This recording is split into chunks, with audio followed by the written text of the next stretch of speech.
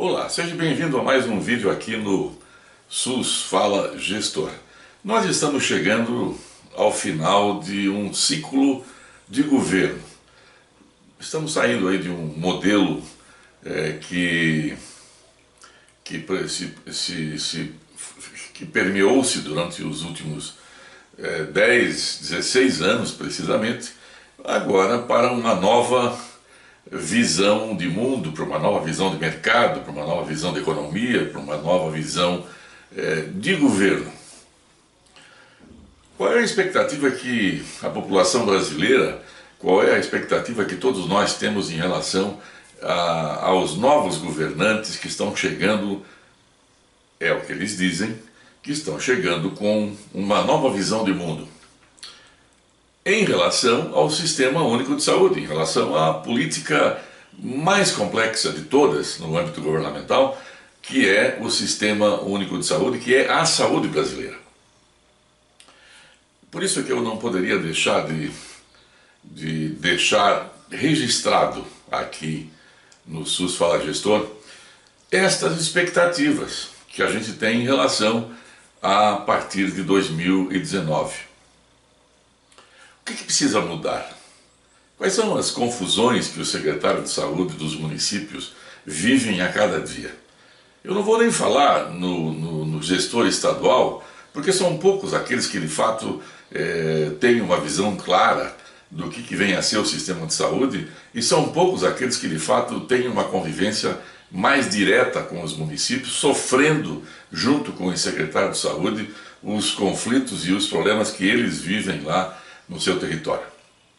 Por isso eu quero olhar a mais complexa de todas as políticas públicas pela visão municipalista, que deve ser a ótica do governante que está por chegar, que deve ser a ótica do novo ministro da Saúde e a sua equipe que estarão se instalando no Ministério da Saúde a partir de janeiro. Em primeiro lugar, vamos estabelecer aqui uma referência: desburocratização, municipalização. São as duas grandes questões que não se pode perder de vista. Se não tiver mudanças aqui, se não ocorrerem mudanças nessas duas dimensões, nesses dois conceitos, nada vai mudar. Em primeiro lugar, é necessário, absolutamente necessário, que as autonomias que já estão previstas na lei, a autonomia do gestor municipal, a autonomia do secretário municipal de saúde no uso do recurso e do próprio orçamento, sejam consolidadas. Até hoje eu ainda fico extremamente decepcionado quando eu vou ao município e vejo lá que o secretário não tem a menor chance de administrar recurso. Ele vira um mero gestor de papéis, enquanto que o secretário de finanças é quem de fato manda no dinheiro da saúde. É quem de fato decide quanto vai usar naquele mês, quanto não vai, e assim vai. Essa é a primeira questão que eu quero chamar a atenção aí do novo ministro, dos novos gestores que se instalarão a partir de janeiro lá no Ministério da Saúde. Autonomia para o secretário municipal, e não tem que fazer lei nenhuma não, porque a legislação já está posta. A Lei 141, que estabeleceu a regulamentação do sistema de financiamento do SUS em todo o Brasil, que regulamentou a emenda 29, é muito clara, não há o que se discutir. O secretário de saúde é o gestor orçamentário e financeiro, é o gestor orçamentário e dos recursos do Sistema Único de Saúde. Claro que essa regra tem que prevalecer para também os recursos municipais, porque é aí que está o problema. O prefeito não tem noção de prioridade em relação ao Fundo Municipal de Saúde. Qual é a prioridade no seu município de percentual dos recursos próprios, da arrecadação própria que o senhor aplica todos os meses no seu município? Quando foi que o senhor pactuou com o seu secretário um valor programado, não um valor para pagar despesa depois? Porque aí que está o problema. A maior parte dos municípios trabalham por programação de despesas. O prefeito só vai saber quanto gasta no final de cada mês, no final de cada exercício. E aí começa aquele velho discurso: meu Deus, a saúde é um saco sem fundo, não há dinheiro que chega. Não fez programação, não fez planejamento, e aí reclama de ter aplicado às vezes 20%, que na verdade é a média nacional de aplicação na saúde. Essa é a primeira questão. A consolidação das autonomias para o secretário municipal de saúde, que é o gestor do Fundo Municipal de Saúde, estabelecido na lei, e que infelizmente em mais de 80% dos municípios brasileiros ainda não chegamos nesse entendimento.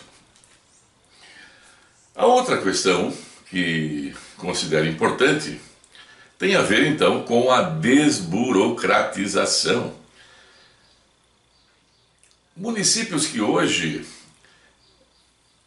têm seu dinheiro, seu teto físico, financeiro, apropriado no Fundo Estadual de Saúde, e o pior é que tem estado por aí, como é o caso do estado da Bahia, que tem consórcio interfederativo no qual o Estado participa com 2/5 dos votos e ainda exige vinculação de receita ou de ICMS para os municípios que compõem os consórcios, o que é um verdadeiro absurdo. Mas nós precisamos desburocratizar essa questão. Nós precisamos fazer um trabalho sério de aproximação da média complexidade dos municípios de menor porte. Hoje, a esquematização no Brasil dos municípios, que eram os antigos municípios de gestão plena, já está exaurida. Não é? Já passamos a discussão em CIB, CIT e outros órgãos que, na verdade, eu não sei para que existem, a não ser para complicar a vida dos municípios. A programação financeira, a regionalização, tudo isso está aí e não se resolve. É isso que eu espero que mude a partir de janeiro, efetivamente, que os novos gestores que irão compor as CIBs, os novos gestores que irão compor a CIT, lá em Brasília, fiquem antenados em fazer aquilo que é certo e não agradar o governo federal para poder ter direito a um convêniozinho aqui e outro ali, dando um voto a favor dessa ou daquela proposta do Ministério. Nós precisamos desburocratizar uma relação direta com os municípios. Na questão do financiamento, por exemplo, a excrescência da portaria 3992, né, que não mudou nada, que só criou confusão. Cansei de ouvir ministro fazendo o discurso da flexibilização, e pode procurar essa palavra na portaria 3992, que você não vai achar lá. Você não vai achar em nenhum lugar.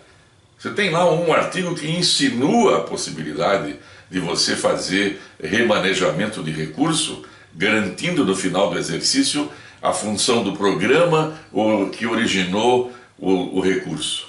Mas isso é uma confusão danada. Deveríamos ter mantido as 5 contas bancárias que nós tínhamos e permitindo a flexibilização entre elas. Na medida em que houvesse sobra, o município teria autoridade, teria poder avaliado pelo Conselho Municipal de Saúde para reprogramar, para remanejar recursos. O mais curioso é que o próprio Ministério da Saúde, eu já disse isso em outro vídeo, através de uma portaria lá durante o ano 2015, fez isto, autorizou fazer isto. Por que é importante? Por que é importante fazer essa desburocratização na aplicação dos recursos do fundo? Para evitar que no final do ano continue acontecendo o que ainda acontece. Sobra de 7, 8, 9 bilhões de reais nos fundos municipais de saúde e na outra ponta pessoas, cidadão, precisando fazer uma cirurgia de alta complexidade, de média complexidade, e está na fila de espera há mais de um ano, sabendo que vai morrer. Enquanto isso, na conta do fundo tem recurso, que gira exercício, passa exercício, às vezes 2 ou 3 vezes. Esta questão da flexibilização do dinheiro deveria ser prioridade número 1 do novo governo. Estabelecer uma fórmula que obviamente não contribua para promover desequilíbrio entre alta complexidade, média e atenção primária, mas eu não posso estabelecer medidas que façam com que o município fique preso a uma regra e o recurso igualmente. A portaria 3992 não acrescentou nada a não ser o fato de dar prioridade à questão ambulatorial, assim como fizeram com a portaria que regulamentou a nova Política Nacional de Atenção Básica. Desburocratizar. Eu repito, é preciso que o secretário de Saúde dos municípios tenha autoridade. É preciso que o secretário de Saúde dos municípios receba capacitação para fazer a governança do Sistema Único de Saúde, que é uma palavrinha ainda muito distante de muitos municípios do Brasil afora. A política de assistência farmacêutica, por exemplo, que é outra questão que faz com que secretários de saúde infartem quase todos os dias. Tem município aí que eu conheço, em que a Câmara de Vereadores faz uma verdadeira guerra de confrontação política, exigindo que o município pague as contas, pague as suas despesas de financiamento de medicamentos de alto custo, cuja atribuição é do Estado, que recebe dinheiro para isso. Então vamos parar com essa conversa. A União deveria repassar o recurso dos medicamentos de alto custo para os municípios, na medida em que eles forem apresentando as suas contas. A responsabilidade é dos municípios. Como é que é? Não é não. A responsabilidade, senhores vereadores, é do Estado e da União. É assim que estabelece a legislação. A função finalística dos municípios é a atenção primária. Por delegação, o município até pode receber a incumbência de atuar na média complexidade, mas no caso dos medicamentos de alto custo, quem recebe o recurso, na grande maioria do Brasil, dos estados, é a Secretaria de Estado da Saúde, é o Fundo Estadual de Saúde, que não compra o medicamento, que não manda o medicamento lá para o município, e aí o usuário, com toda razão, coberto de razão, ajuiza uma ação e o Poder Judiciário lava suas mãos, determinando que o prefeito, o secretário de Saúde, compre o medicamento. Por isso, é preciso estabelecer um regramento objetivo neste caso. É preciso que a representação dos secretários, o famoso CONASEMPS, que já deveria ter agido em relação a isto, a essas questões, que já deveria ter imposto uma discussão sobre regramento que garanta ao município o financiamento de medicamentos de alto custo pelo Estado, pela União. Que livre essa interpretação do Poder Judiciário aplicada aos municípios. Que só acontece porque não há uma legislação clara sobre o assunto. Como os municípios também não fazem a sua política municipal de assistência farmacêutica, aprovada na Câmara de Vereadores, seja por decreto, seja por lei na Câmara de Vereadores, fica o juiz sem saber direito aonde está a responsabilidade. Então veja que estamos aqui relacionando apenas algumas questões. A consolidação da autonomia do secretário municipal de saúde, poder de governar, a desburocratização, a flexibilização de fato na gestão do Fundo Municipal de Saúde, para evitar as famosas sobras. A questão da política de assistência farmacêutica, esse barulho que toda vez se faz em relação a medicamentos de alto custo, para que os municípios não tenham que acabar com o seu orçamento, retirar o orçamento que pertence a outras pessoas e aplicar em medicamentos de alto custo, de uma responsabilidade que é finalística do Estado e da União. Na verdade, é da União. É preciso que tenhamos mais clareza naquilo que nós queremos do Sistema Único de Saúde. A interpretação da integralidade, nos limites da integralidade, é outra questão que precisa ser resolvida. O SUS para todos não é possível se não houver limites. Eu já disse em outro vídeo aqui também. O gestor, o país, o gestor federal, o gestor estadual, o COSEMES, o CONASEMES, toda essa gente que está aí envolvida precisa refletir e decidir o que é prioridade, a tuberculose ou a camisinha comprada no final do ano antes do carnaval. Ou a cirurgia estética, ou a cirurgia para mudança de sexo. É preciso que essas questões se resolvam. Tá posto, eu realmente vou torcer muito para que os novos gestores que virão a partir de janeiro possam vir com uma nova visão. A visão de um sistema de saúde focado em serviços. Eu conheço estados aí que têm construções até hoje vazias, desocupadas, sem função nenhuma. O usuário do SUS não está preocupado com a obra, com construção, com investimento, com grandes policlínicas estaduais feitas por consórcios, como quer o estado da Bahia, por exemplo. O usuário está preocupado com o serviço perto da casa dele. O usuário está preocupado com o serviço na região que ele mora. O usuário quer serviço, a consulta médica. Se ela está a 1 quilômetro ou 10, não importa. Se for garantido para ele, ele fica satisfeito. Ele dá um jeito de chegar lá também. É isto. Pensar naquilo que quer o usuário. Esta é a pergunta que todo secretário de saúde tem que fazer, essa é a pergunta que todo secretário de Estado da Saúde tem que fazer, e esta é a pergunta que o novo presidente da República e o novo ministro da Saúde e toda a sua equipe precisa fazer. De modo que possamos chegar ao final de 2019 e aplaudi-los.